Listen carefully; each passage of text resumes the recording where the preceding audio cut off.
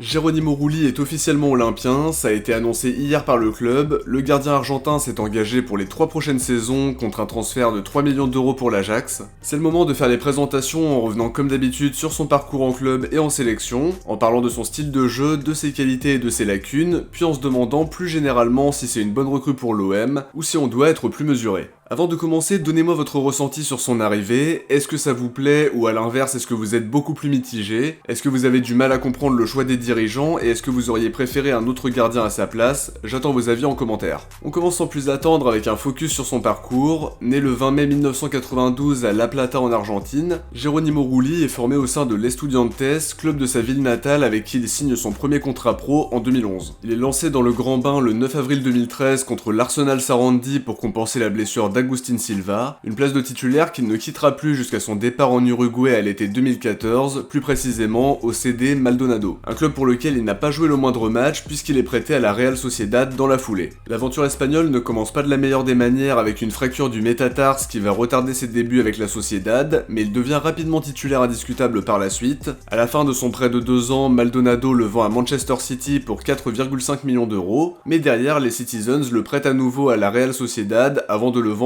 6 mois plus tard pour 7 millions d'euros. Au total, il a joué 170 matchs en 5 ans avec le club espagnol. Avant de partir définitivement, il est prêté une saison à Montpellier pour remplacer Lecomte parti à Monaco. Il a laissé un très bon souvenir pour son premier passage dans le sud de la France, 28 matchs au compteur dans une saison qui s'est terminée prématurément à cause du Covid, avant d'être transféré à Villarreal à son retour de prêt pour 5 millions d'euros. Lors de sa première saison avec Villarreal, Unai Emery partage le temps de jeu entre ses deux gardiens, Sergio Asenjo qui jouait les matchs de Liga alors que Rulli était titulaire lors de la magnifique épopée en Europa League, jusqu'au sacre au tir au but contre Manchester United. La saison suivante, il devient le gardien numéro 1 avec 46 matchs toutes compètes confondues et un très beau parcours jusqu'en demi-finale de Ligue des Champions. En 2022-2023, il commence la saison comme titulaire avec Villarreal avant de signer à l'Ajax pour 8 millions d'euros en janvier 2023. Aux Pays-Bas, il est indiscutable sur ses 6 premiers mois avant de se blesser à l'épaule et de louper quasiment 3 mois de compétition. Une blessure qui a des conséquences puisque pendant ce laps de temps, le jeune Diantre Ramage s'installe comme titulaire. Rulli doit se contenter d'un rôle de doublure à son retour de blessure, même s'il a joué en fin de saison quand Ramage s'est blessé au coude.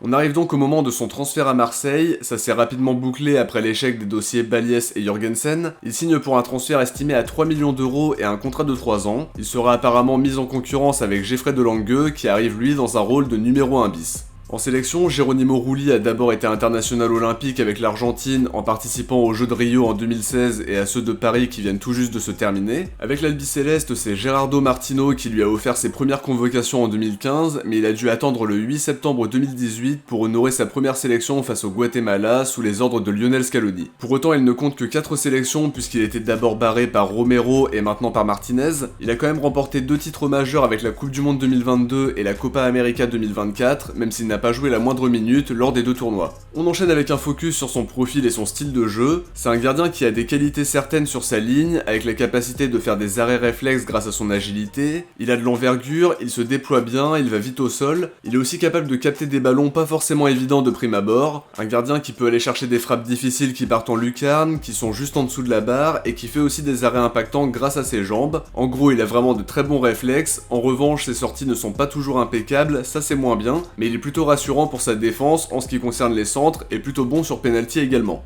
Globalement, sa qualité principale, c'est ce qu'il propose sur sa ligne. Son jeu au pied n'est pas sa principale qualité, mais c'est pas catastrophique comme j'ai pu le lire parfois. Quand il était à Montpellier, c'était plutôt intéressant, même chose à Villarreal. Il a une bonne vision de jeu et la capacité de relancer en passe courte, mais son point fort, ça reste ses qualités sur sa ligne. Ça illustre bien aussi la complémentarité avec Delangue puisque leurs points forts sont différents, mais on en parlera un peu plus en détail dans la 3e partie de la vidéo. Maintenant qu'on s'est intéressé à son style de jeu et à ses qualités, on va se poser une question plus générale. Est-ce que Rulli est une bonne recrue pour l'OM ou au contraire, est-ce qu'on peut avoir des doutes? C'est pas une question évidente parce qu'il sort d'une saison compliquée à l'Ajax avec une blessure à l'épaule qui l'a éloigné des terrains quasiment 3 mois. Il a perdu sa place de titulaire au profit du jeune Ramage, seulement 7 matchs au compteur donc on peut pas tirer de grosses conclusions par rapport à ça. Pour autant, c'est un gardien qui a des qualités certaines sur sa ligne, qui a beaucoup d'expérience avec plus de 360 matchs au compteur. 32 ans pour un gardien c'est correct, même si j'aurais aimé voir signer un joueur comme Luis Junior Junior, qui collait parfaitement au profil de jeunes gardiens qui pourraient être façonnés par De Zerbi. J'appréciais beaucoup Alvaro Balies qui cochait toutes les cases mais il voulait pas venir donc on peut pas faire grand chose. Finalement l'idée c'était de pas dépenser une fortune à ce poste-là, sans doute pour investir davantage dans d'autres secteurs de jeu. On fait signer 2 gardiens pour 5 millions d'euros au total, ce qui reste très raisonnable en espérant que ça porte ses fruits. L'indemnité n'est pas très élevée, en termes de salaire il était autour d'1,6 million d'euros annuel à l'Ajax, reste à savoir si son salaire sera plus important à Marseille. L'opération n'est pas hyper risquée sur le plan financier, mais c'est surtout l'apport sportif qui sera important. C'est un poste crucial pour le jeu de De Zerbi avec un gardien qui doit savoir relancer sous pression, mais qui est aussi performant sur sa ligne en rapportant des points à son équipe.